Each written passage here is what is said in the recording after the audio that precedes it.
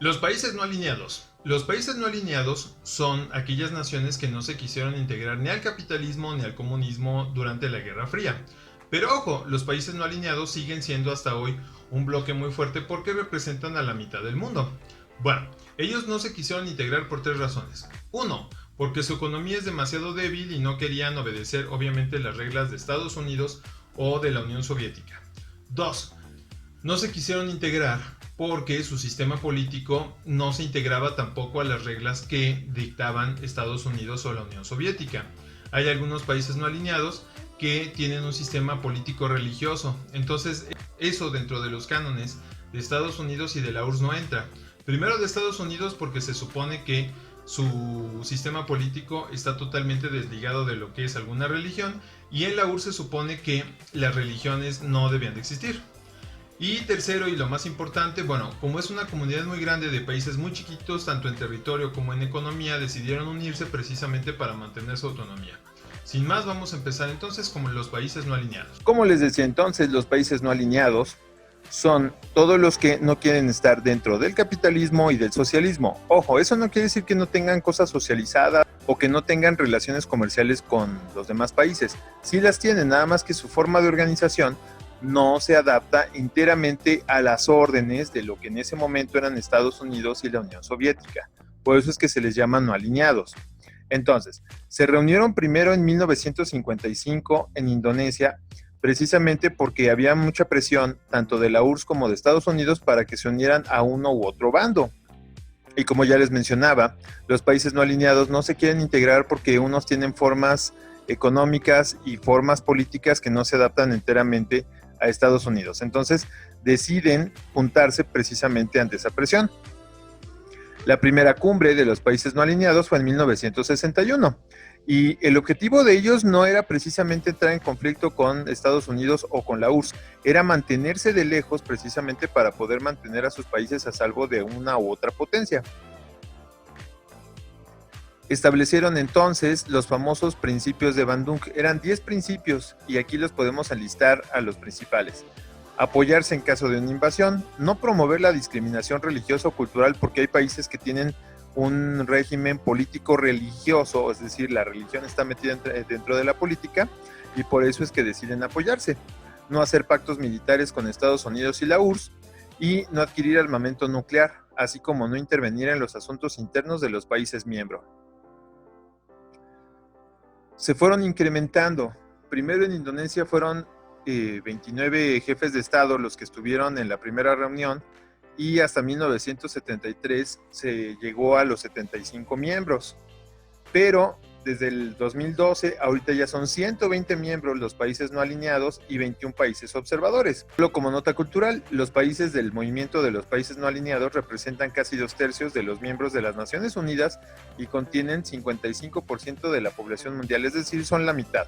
Eso sí, el hecho de que sean un montón no quiere decir que tengan poder, porque obviamente los países más desarrollados, el famoso G8, que hasta hace unos años así se les nombraba a Estados Unidos, Inglaterra, Francia, Japón, Alemania, Rusia, ya saben, los de siempre. Entonces, estos países son los que representan a los no alineados. Si se fijan, prácticamente están todos los africanos, que son los no alineados. Algunos países de Latinoamérica también lo son. Ahí tenemos Centroamérica y Sudamérica, que son no alineados, y México es país observador, está en azul cielo. Entonces, ¿por qué es observador? Simplemente porque México obviamente se mantiene de aliado de Estados Unidos y los países capitalistas. Eso no quiere decir que no pueda ser un observador dentro del movimiento de los países no alineados, porque nuestro país también es tremendamente diverso en cuestión cultural y religiosa. Los países no alineados entonces se ven muy diferentes entre sí. Les voy a mostrar 3 ejemplos de lo que hablo. Primero, un país sumamente religioso como lo es Tailandia. No sé si se acuerdan de Vietnam, Camboya y Laos. Ahí están a un lado de Tailandia. Y Tailandia tiene una cosa. Tailandia es un país eminentemente religioso. La religión del budismo está prácticamente mezclada con todo lo que es el país de Tailandia. Entonces, hablar de Tailandia es justamente hablar de un país que no puede desligarse de su cosmovisión religiosa y por eso es un país no alineado. Entonces, en la URSS y en Estados Unidos se supone que no se puede mezclar la religión con la política. Entonces Tailandia por eso es un país malo. En contraparte tenemos a Singapur. Singapur es bien conocido por ser el país de las prohibiciones. Ahora es momento de saber las prohibiciones de Singapur.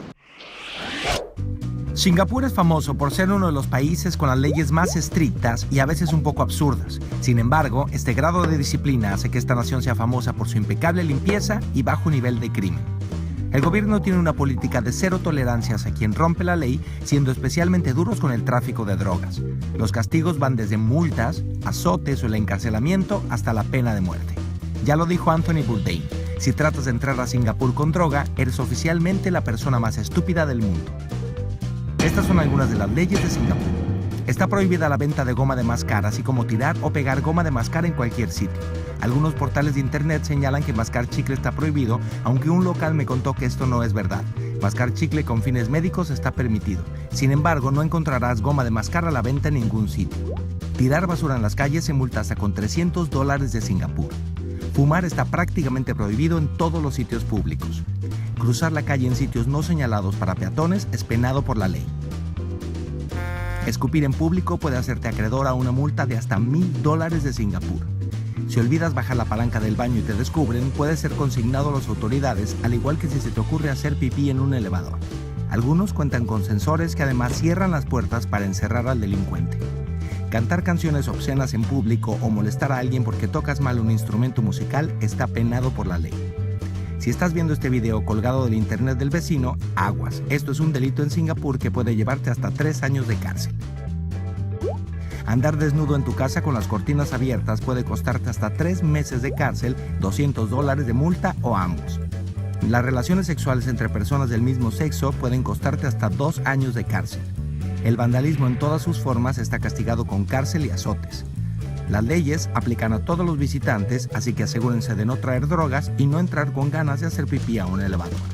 Y bueno, aparte de Singapur, que es un país que se ha desarrollado impresionantemente bien y que curiosamente es muy chiquito, véanlo ahí en el mapa, resulta que Singapur ha mezclado muy bien el capitalismo, pero resulta que no está a favor de los derechos humanos.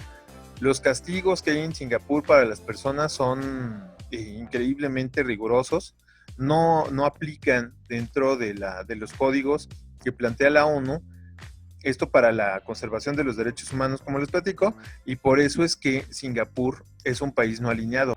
Ahí finalmente tenemos al país menos densamente poblado del mundo, Mongolia, que es una economía muy chiquitita, prácticamente no tiene habitantes en su población y justamente vamos a ver por qué. Resulta que Mongolia todavía tiene un sistema en las zonas rurales que es un sistema seminómada, o sea, las personas se mueven de un lugar a otro según las necesidades. Entonces, al ser una economía muy pequeña y muchos de los países que lo rodean también, entonces decidieron formar a sus países dentro del movimiento de los países no alineados, como lo podemos ver. Mongolia hasta el día de hoy, a pesar de que está a un lado de China, que es el país más poblado, curiosamente Mongolia es el país menos poblado y es que tiene un gran desierto.